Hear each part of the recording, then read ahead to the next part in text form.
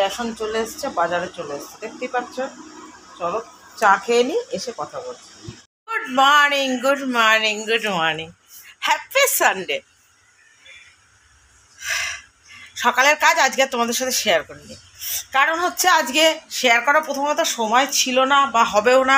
আর দ্বিতীয় কথা, শেয়ার তো করি মায়ের সাথে। আজকে ছুটির দিন তো আজকে একটু বসে চা খাচ্ছিলাম, কথা বলছিলাম, মেয়ে আছে মেয়ের সাথে কথা বলছিলাম, এর জন্য লেট হয়ে গেছে। তো চলো এখন ঘুরতে বাজে 8:30। এখন বসাবো টিফিনে আজকে করব, ইচ্ছা আছে মটর রাত্রে ভিজিয়ে রেখেছি, ঘুগনি করব। আর যদি বলে পরোটা খাবে তাহলে পরোটা করে দেবো, নাহলে রুটি করে দেবো, যে কোনো একটা। যেটা খাবে বলো সেটা, রোজই তো রুটি খায়।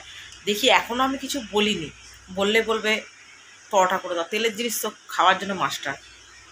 তো এই অবধি। তো নীলিমার হ্যাপি ফ্যামিলিতে তোমাদের সবাইকে স্বাগত জানাই। নতুন একটা ভিডিও শুরু করেছি, আশা করি যে যে প্রান্ত থেকে দেখছো সবাই খুব ভালো আছো, আর আমিও খুব ভালো আছি। সবাই ভালো থেকো, সুস্থ থেকো, এই কামনাই করি। কারণ প্রতিটা দিন প্রতিটা মুহূর্ত মানুষের যে কি যায়, কখন কি আসে কেউ বলতে পারে না। তাই যতক্ষণ ভালো আছি আর সুস্থ আছি, এটাই হচ্ছে মনের শান্তি, তাই না? না খেতে কম তাও শান্তি, কিন্তু মনের শান্তি বড় শান্তি। তো চলো, গরম তো কমবে না, কবে কমবে তাও জানি না।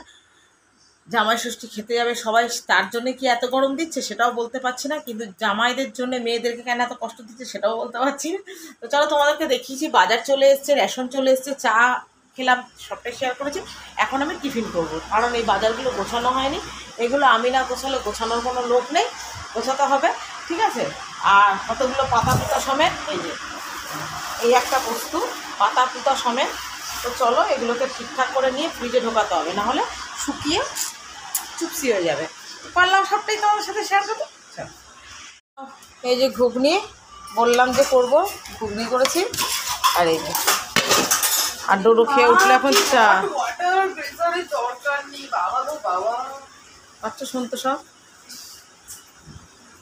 যাই হোক, এই বাজারটা খালি করা হয়নি, রেশনটা খালি করা হয়েছে। এই যে এরকমভাবে খুলে রাখলে এগুলো নরমই হয়ে যায়। বন্ধ রাখা ছিল না, ওইভাবে খুলে খুলে রেখে দিলে হবেই। তো চলো সবাইকে খেতে দিয়ে দিই, কেমন? সবাই ব্রেকফাস্ট করে নিই, তারপরে আবার আসছি। ডোডো ওর বাবাকে, এত অসভ্য মেয়ে, ও কিছু ড্রাই ফ্রুট নিয়ে এসেছিল জানো তো, কি না ও খায়। এই যে এগুলো জলে ভিজিয়ে রেখেছি ড্রাই ফ্রুটগুলো, এই যে।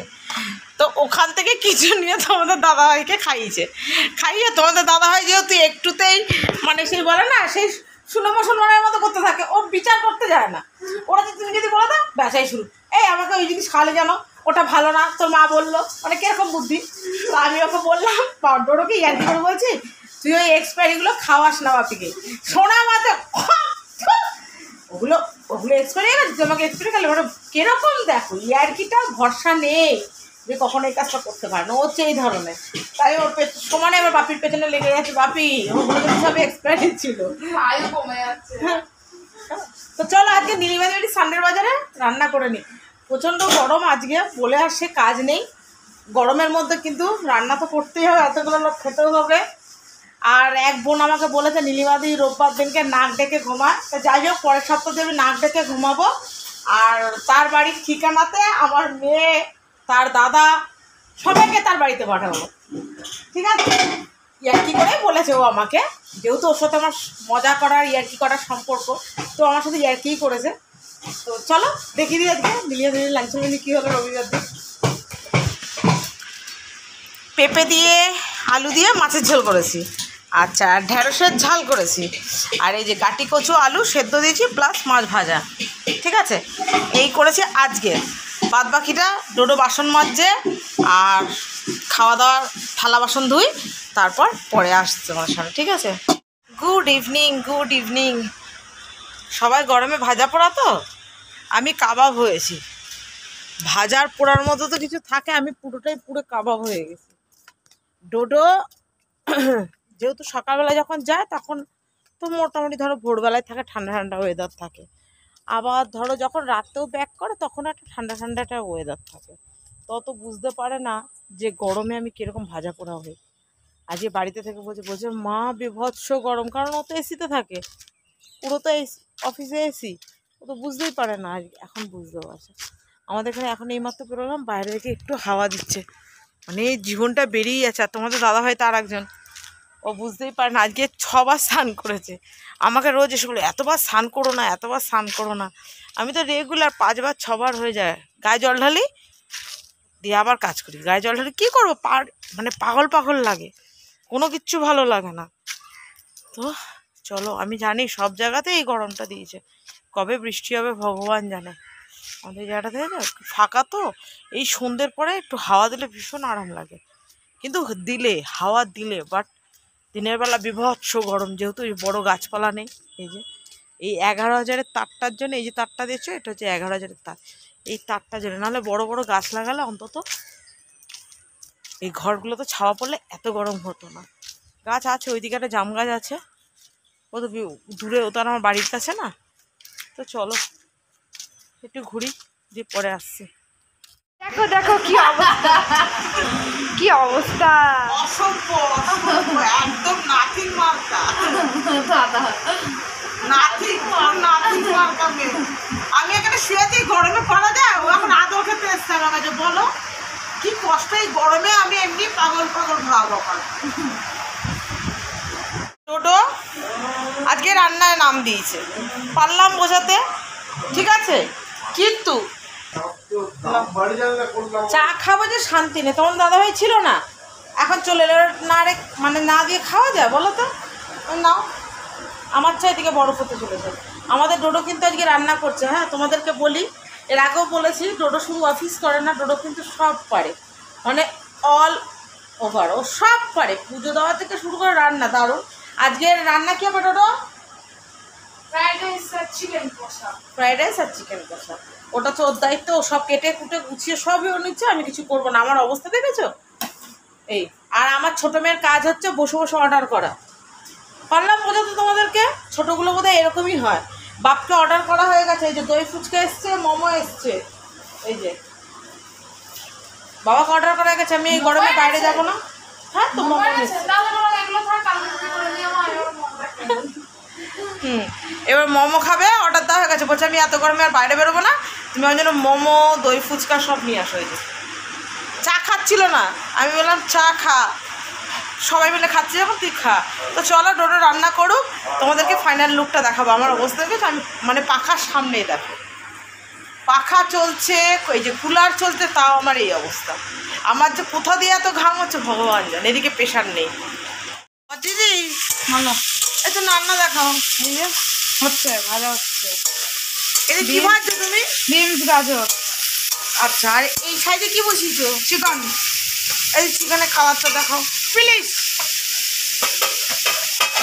দিদি কিন্তু এগুলো একা একা করছে, হ্যাঁ, আমি কিন্তু কিছু করিনি। এই যে চিকেনের কালার দেখতে পাচ্ছ, সো ইয়ামি ইয়ামি। আর এটা হচ্ছে ফ্রাইড রাইসের, তাই তো দিদি? কেমে গেল ক্যামেরাটা, তুই কাঁপালি তো, অসভ্য একটা মেয়ে। এটা যে বর দিদি,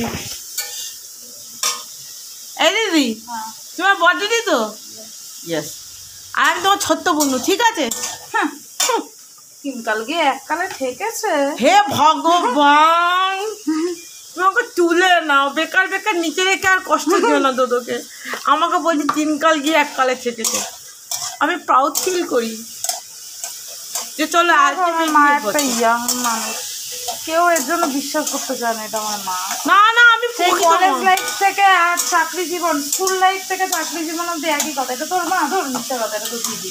হাহা, কিন্তু আমি মা, কিন্তু মা কেউ মানতেই, আমি গর্ববোধ করি আমার দুটো মেয়ে, আমি প্রাউড ফিল করি যে আমি সন্তান জন্ম দিয়ে আমি মা হতে পেরেছি। আমি মেয়ে হয়ে সার্থক, যতটা পেরেছি ঘি দিয়ে। হ্যাঁ, ঘি দিয়েছে, ঠিক আছে, ঘি ছিল, যতটা পেরেছে দিয়েছে। আচ্ছা, এই দেখো ফাইনাল লুক, কি দারুণ দারুণ হয়েছে, কি দারুণ, কি সুন্দর গন্ধ।